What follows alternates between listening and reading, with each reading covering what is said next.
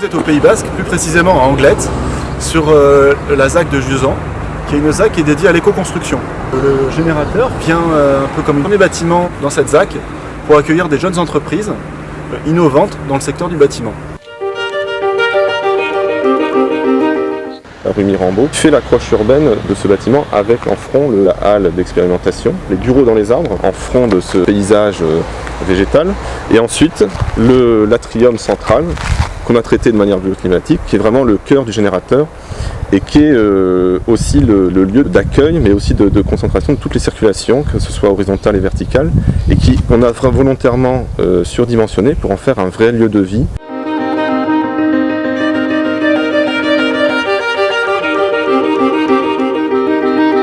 Toute l'architecture qu'on a menée est basée sur les échanges spontanés entre les différents incubés.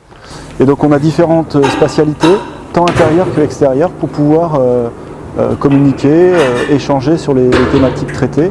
Pour nous, c'était important d'avoir un bâtiment poreux et que ces bureaux se prolongent vraiment de bureaux d'été en projection vers le paysage. C'est le bureau dans les arbres qui se prolonge en balcons, des balcons qu'on a structurés de différentes tablettes.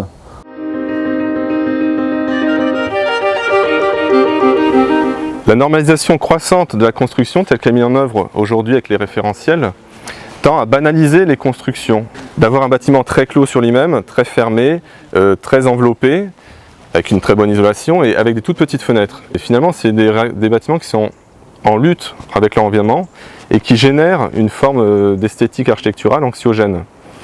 Et nous, on voulait prouver qu'au contraire, un bâtiment peut être dans l'accueil effectivement des aléas de la nature, des aléas du climat, mais de l'agitation aussi de la vie urbaine, et donc d'être très largement ouvert, de se prolonger par des coursives extérieures, et d'être dans une forme d'accueil de la nature. Le dessin architectural qu'on a donné vient répondre à la nature par cette façade sérielle qui vient se décomposer d'un tissage de vertical et d'horizontal, avec tout un assemblage de matériaux, un petit peu comme un arbre, avec son feuillage. Notre thème qui intervient beaucoup dans notre conception, c'est le temps, la temporalité, mais que ce soit le temps long, donc avec les matériaux qui sont choisis pour se patiner, pour vieillir en fait, et vraiment donner à chaque fois une autre dimension au bâtiment. Mais c'est aussi les cycles plus à court terme, les cycles de la journée, les cycles de la météo, des saisons.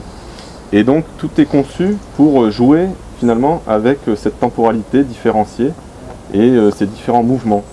Il y a du bois naturel qui va se patiner, le galva qui va être de plus en plus mat, alors que d'autres matériaux comme le verre ou les parties pleines en aluminium laqué, elles vont garder leur brillance.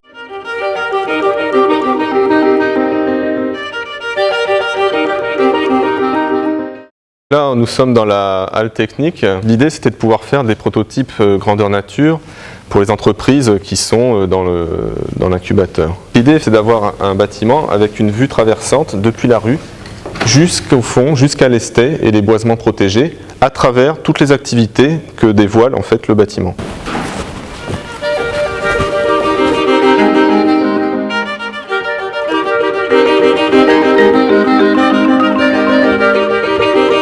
On sait que ce bâtiment va être amené à évoluer. Déjà, il a la modularité intérieure du cloisonnement qui permet de faire d'agrandir les bureaux, de les changer, mais c'est aussi peut-être à terme que le bâtiment change de fonction, change de nature. Avec la réalisation de parking silo dans la ZAC, avec l'élimination, si on peut dire, de la voiture, on va reconvertir le parking, que vous pouvez voir ici derrière, en bureau-jardin. Simplement en apportant, finalement, en faisant des travaux de seconde œuvre, donc des travaux plutôt légers, permet à terme de créer ce nouvel étage de bureau.